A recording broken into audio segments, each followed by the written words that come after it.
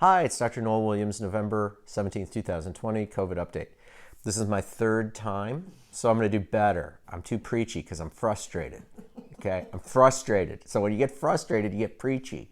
And I'll get to why I'm frustrated, but we'll wait a second. First, COVID update. 2,700 cases yesterday, 165,000 in the United States.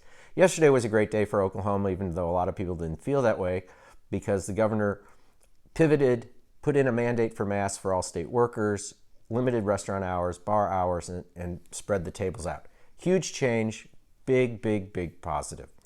The frustration I'm having is, and I don't want to be preachy, I'm not going to preach, is that you have the people who are anti-mask crucifying the governor for doing anything, and then you have even worse, the people who are pro-mask being mean to him too.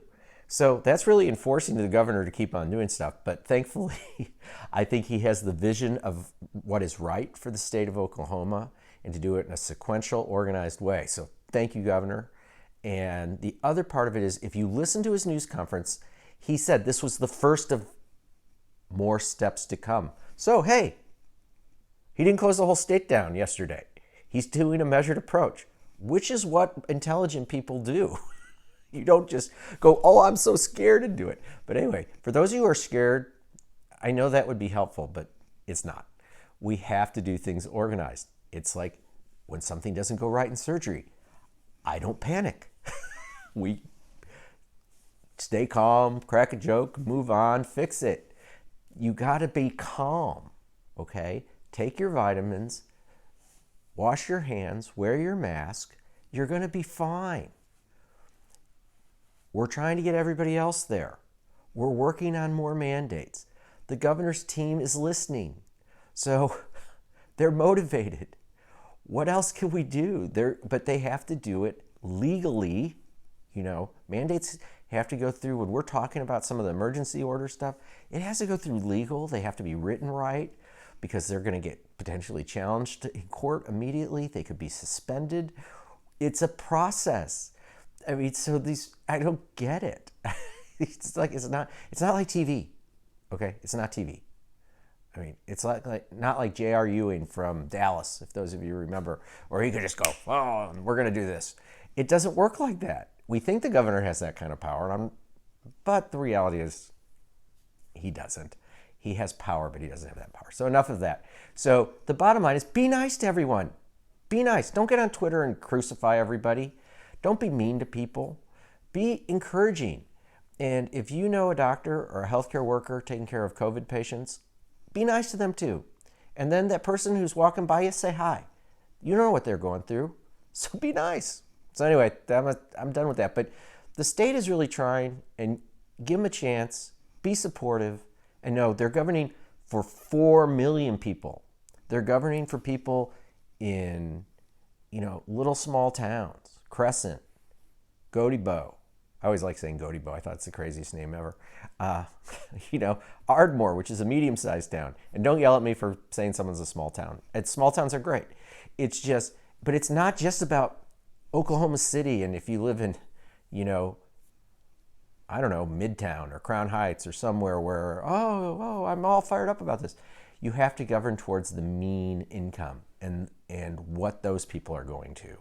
It's not about governing to the people who make the most money and are the most successful. It's for financially. It's to govern towards everyone in the state and meeting their needs. And you have to remember that. And if you can't remember that, I don't know what to tell you. So Kim, you had some questions. Yes.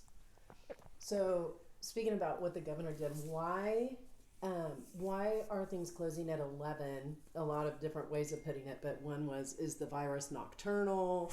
No, that kind of thing. The number one thing is limiting hours. And as restaurants stay open longer, and bars, there's more drinking, and more drinking leads to more fraternizing and people getting closer together. And lo and behold, it's more likely for the virus to spread if people start congregating. So the first part of the bar and restaurant thing is to limit hours, decrease the alcohol consumption, get people out of there and get people to go home. So that's the first step. It may not be our final step. May have a greater closure, more limitations, greater closures and more limitations. But the point is, we had no state mandate. And remember, if the people in Oklahoma City want to close all their restaurants, the city council is fully empowered to do that with the mayor. And the governor has said very specifically he will support any decision local governor or government makes to close things even more aggressively. So again, he's governing for the whole state, not just Oklahoma City or Tulsa. Okay. How do you feel about xylitol nose sprays or any nose sprays? Well, I'm currently using, what's the one we're using? Zicam? Zicam nose sprays. That's the one we're using. It has, I've read about it a fair amount, and it has a possibility of killing the virus. So that's the one I'm using. That's not like this stunning product endorsement, but from reading. Again, nasal rinses consistently will help, but I'm trying to do the nose spray a few times during the day too. Okay. This is, and I always say this one wrong, but QCERT? QCERT. Yeah. So QCERT is just a supplement you can take, and it has some antioxidant properties, but it also can function potentially as a zinc ionophore and get zinc into your cells. So again, safe, could be helpful. So if someone was going to take it, how much should they take? Do you know? I don't know off the top of my head. Okay. Sorry, I can't keep it all in there anymore. Okay. Do you have any concern over, you on one of your past videos talked about doing a step down into skilled nursing? How is that not going to then cause what happened in New York? Oh, so what we're trying to set up, which we can't get set up, and scrambling now, which drives me nuts, is stepping down. So you're in the hospital, you're sick, but you're better and you just need oxygen. So you need to go to a step down place.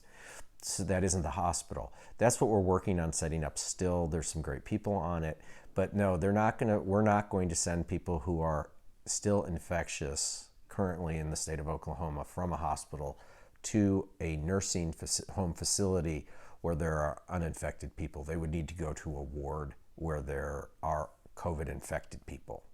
So that isn't going to happen in Oklahoma currently. There's a lot of safety things that people have made decisions on for that. But what we're trying to do is get enough space in some nursing facilities, home facilities, that would only hold these transitional COVID patients. Okay. How do you know after you tested positive, how do you know when you're not infectious? So it's very straightforward. So if you have symptoms on the 1st of October and you get sick, but you don't get in the hospital, your last infectious day is the 10th. It's 10 days. If you are sick enough to go to the hospital and you started with your symptoms on the 1st, it's the 20th. If you test positive, that means you have enough virus present to be symptomatic even if you're not symptomatic. Okay? So that would be day 1. I think that's the easiest way to go. It's day 1, and then 10 days later, you're not infectious any longer. But that's always on the 10th day you don't have a fever. Okay. Can zinc cause elevated white blood cells in your lab work? Nope. Zinc does not elevate your white blood cells. That is a different issue. You could have an infection or a reaction to something. How do you feel about face shields instead of masks? The full face. I don't think they're adequate at all. I think masks are more adequate than face masks. So do both, but not... If you wanted to do both, that's great. And I have people come in the office once in a while with both. That's wonderful if people can do it. I know some doctors who do that, and it's wonderful. So I think that's really maximizing your protection. Okay. And then this one's kind of probably this person's specific, but if you had COVID and then viral pneumonia, will zinc continue to help with the pneumonia? Yes. Okay. Zinc will always help with infections and decreasing inflammation. One of the things we know about zinc now that I didn't know is that zinc also interrupts the inflammatory cascade of the interleukins. So that's always beneficial when you're sick. Okay.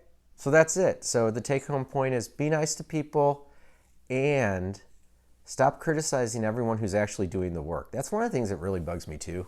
If I'm gonna get my soapbox. There you go. There's the Bible over there. You start preaching. I'll start. Hold on. There's the Holy Bible.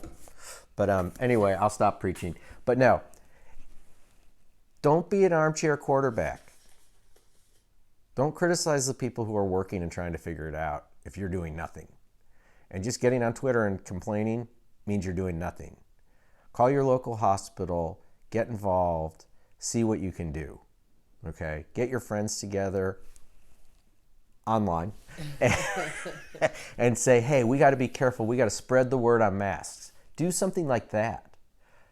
Be evangelical about masks.